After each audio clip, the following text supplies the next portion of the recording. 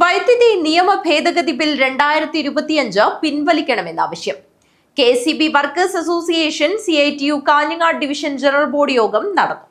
KCB workers association CITU Kanhangad division general body യോഗം നടന്നു.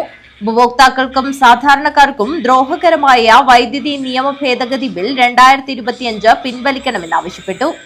സംസ്ഥാന വൈസ് പ്രസിഡന്റ് KP ദിലീപ് ഉദ്ഘാടനം ചെയ്തു.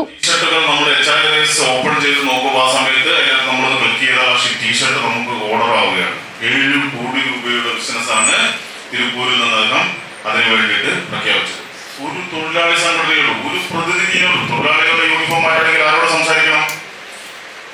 തൊഴിലാളികളോട് സംസാരിക്കണം. തൊഴിലാളികളുടെ 20,000 തൊഴിലാളികളോട് അടിക്കുന്ന ചെയർമാൻ സംസാരിക്കാൻ പറ്റാത്തതുകൊണ്ട് അതിന്റെ പ്രതിനിധികളോട് സംസാരിക്കണം. അതിനകത്ത് വർക്കേഴ്സ് അസോസിയേഷൻ ആവട്ടെ, ITUC ആവട്ടെ, CITU ആവട്ടെ ഒന്നുമില്ല. അത് പ്രതിനിധികളോട് സംസാരിക്കേണ്ടതാണ്. നമുക്ക് ടീഷർട്ട് മാറ്റാം, നമ്മൾ ഇവിടുന്ന് പാന്റിന്റെ കളർ മാറ്റാം, പാന്റ് മാറ്റി നമുക്ക് അര ട്രൗസർ ആക്കാം. പക്ഷെ അതൊരു സംസാരത്തിന്റെ ഒരു ചർച്ചയുടെ ഭാഗമായിട്ടായിരിക്കും.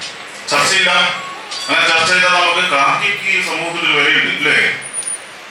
കാക്കി യൂണിഫോമിൽ അത് വർഷങ്ങളായി 50 വർഷങ്ങളായിട്ട് നമ്മൾ യൂസ് ചെയ്യുന്ന അതിനൊരു വിലയില്ല. KSRTC കണ്ടില്ലേ, അവരെ കാക്കി യൂണിഫോം ഒരു ചർമ്മം വന്നപ്പോൾ മാറ്റി ഇപ്പൊ തിരിച്ചൊരു കാക്കിയിലേക്ക് വരുന്ന സാഹചര്യം. ആ കാക്കിക്ക് ഒരു സമൂഹത്തിൽ ഒരു മാന്യതയുണ്ട്. അത് മാറ്റണമെങ്കിൽ, അപ്ഡേറ്റ് ചെയ്തു പോകണമെങ്കിൽ തൊഴിലാളികളോട് സംസാരിക്കേണ്ട 7 കോടി രൂപയുടെ ഒരു ബാധ്യതയാണ് അദ്ദേഹം പറയുന്നത്. എത്രയാണ് നമ്മുടെ നാട്ടിലെ മിനിമം കമ്മീഷൻ?